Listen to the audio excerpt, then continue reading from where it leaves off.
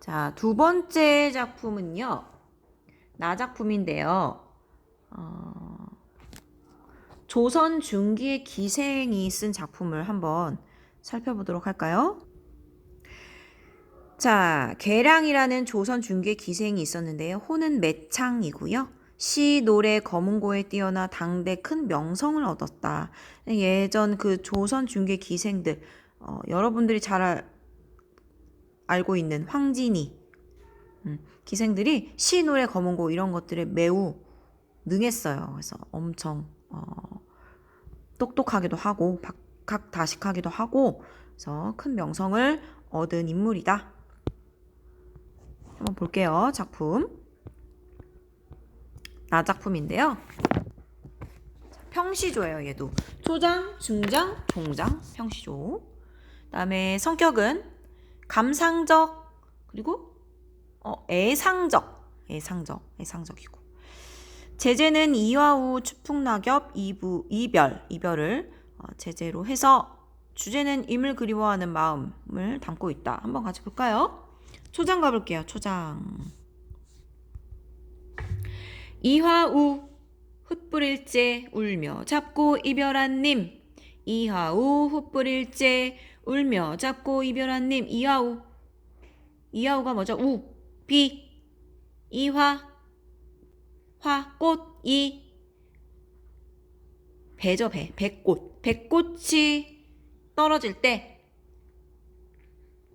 배꽃이 비처럼 막 흩날리면서, 우리, 정문에 있는 그 벚꽃을 생각해보세요. 바람 불면서 싹 흩날리죠? 응. 배꽃이 비처럼 흩날리던 그때에, 울며 잡고, 헤어진 임. 울며 불며 했겠죠. 울며 불며 잡고 헤어진 님. 봄에 헤어졌어요. 비 오듯 떨어지는 배꽃을 의미하기도 하고 어떤 데서는 뭐 봄비라고도 보기도 하지만 우리는 이렇게 표면적에 있는 거를 중점적으로 봅시다. 배꽃이 비처럼 흩날리던 그때 이렇게 합시다. 배꽃이 비처럼 흩날리던 그때에 울며 잡고 이별한 님. 봄에 헤어졌어요. 중장 갑니다.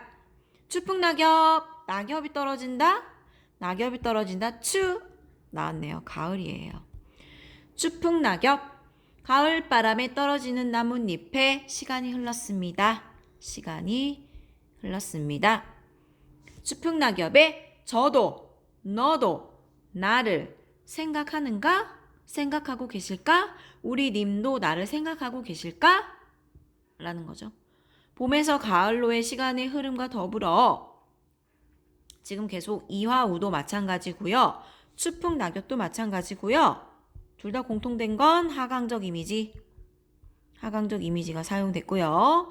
이별의 정서가 심화되고 있다라고 봅니다. 지금 봄부터 가을까지 계속 이어지는데요.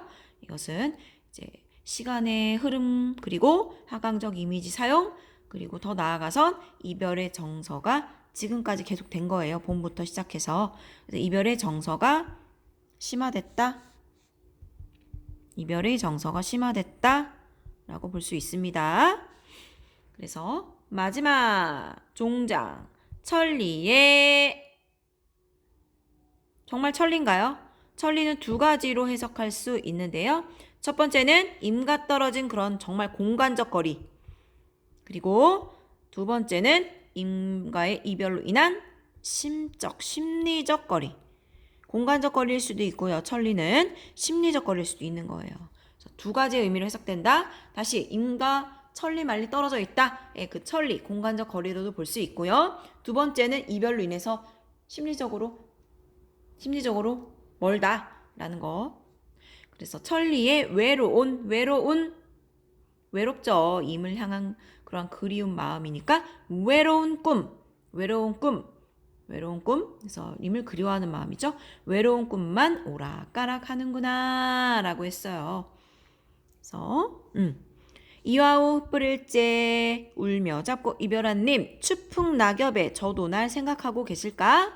천리의 외로운 꿈만 오락가락한다. 이별했으니까 어때요? 그리워하고 있는 거죠.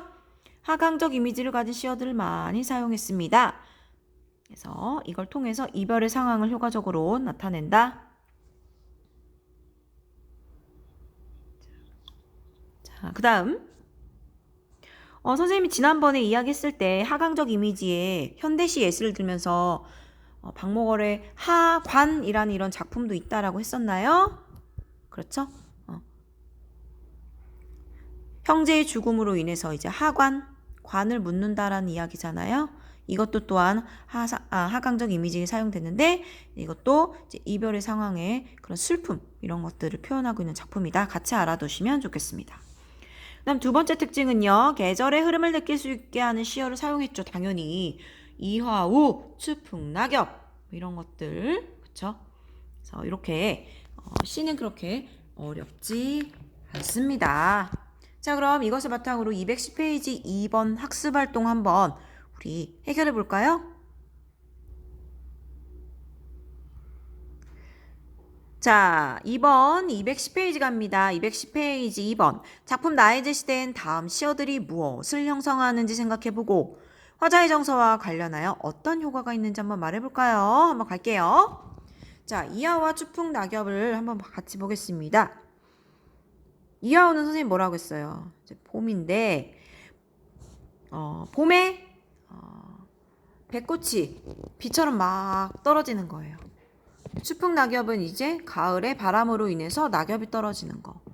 이것들을 바탕으로 본다면 봄에서 가을로 계절의 변화를 나타내어 시간적 거리감을 드러낸다. 시간적 거리감 그리고 아니면 선생님이 아까 이렇게 얘기했죠. 시간의 흐름 이것을 이야기한다. 그리고 또 비와 낙엽은 모두 무엇을 가지고 있다? 어떤 이미지? 하강적 이미지. 하강의 이미지를 가지고 있다. 천리라는 이 단어도요. 임과 화자 사이의 공간적 거리감을 이야기하기도 하고 또는 뭐까지 얘기했죠, 선생님은? 임과 화자의 이별로 인한 임과의 심적 거리까지도 이야기를 했었습니다.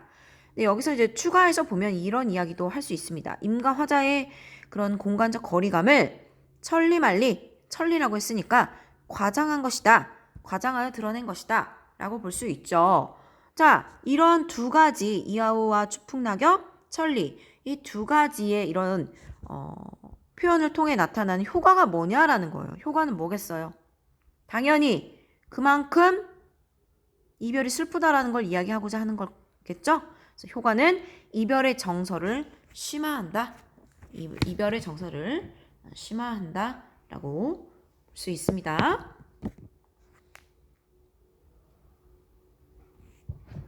이 작품 나는요. 화자와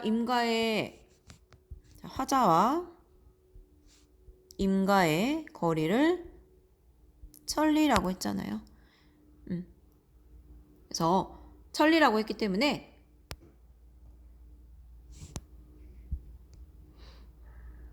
그런 임과의 거리감을 시간과 공간을 통해서 이제 구체적으로 형상화한다라고 볼 수 있어요.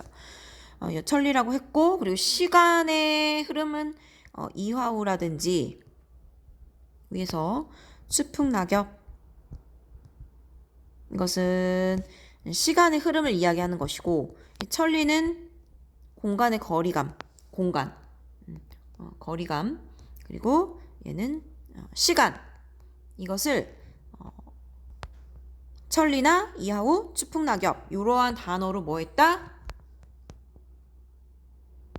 구체적 형상화라는 단어가 많이 나오잖아요. 형상화가 뭐예요? 형상화는 쉽게 얘기하면 이거예요. 시에서 형상화한다 뭐 이런 표현이 나오면 이거는 어떤 단어들 시에서 시어들을 가지고 그게 우리 눈앞에 그려지듯이 표현한 거예요. 형상화했다라는 거죠. 시는 매우 함축적인 작품이잖아요. 함축적인 거잖아. 함축적인 언어를 사용하고 그럼 얘를 어떻게 해야 돼요? 산문처럼 풀어낼 수는 없으니까 단어에 상징하는 바나 어떤 단어의 사용 이런 걸 가지고 구체적으로 형상을 하는 거예요. 그럼 공간적 거리감은 뭘로 구체적으로 형상한 거예요? 천리라고 했잖아. 천리. 천리의 외로운 꽃만 오락가락한다라고 했으니까 이것도 구체적으로 형상을 한 거고요. 이하우 풋뿌릴 때 울며 젖고 이별한 님이 추풍낙엽 시간이 흘렀어요. 그때도 저도 그때 시간이 흘렀는데도 생각하고 계실까라고 했기 때문에 이런 것도 시간의 흐름도 구체적으로 형상화한 거죠. 그래서 구체적으로 형상화했다. 이러한 시어들을 가지고 구체적으로 형상화했다라는 말을 많이 씁니다. 그래서 화자의 그 이별의 정서 이것을 심화하는 효과가 있다.